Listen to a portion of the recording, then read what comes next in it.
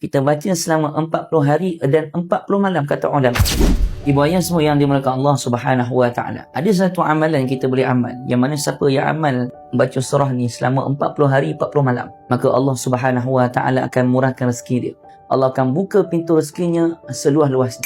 Bahkan tanpa dia perlu berusaha dengan keras. Allah akan datangkan rezeki itu di pelbagai penjuru dan rezekinya berkat. Apa amalan tersebut? Iaitu kita membaca surah Al-Waqi'ah. Setiap malam, kalau boleh kita baca setiap malam lepas solat Isyak ataupun sebelum kita nak tidur.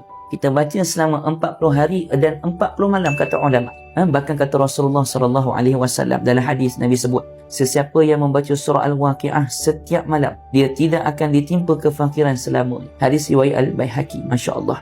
Ibu ayah, kat mana Ustaz dapat amalan tersebut? Dalam kitab ni lah, dalam kitab 100 amalan tunaikan hajat. Kitab ni sangat bagus untuk kita miliki sebab ada 100 amalan kita boleh buat. Semoga Allah tunaikan hajat kita dengan cara yang betul. Siapa nak dapatkan kitab ni, pergi tekan beg kuning kat bawah.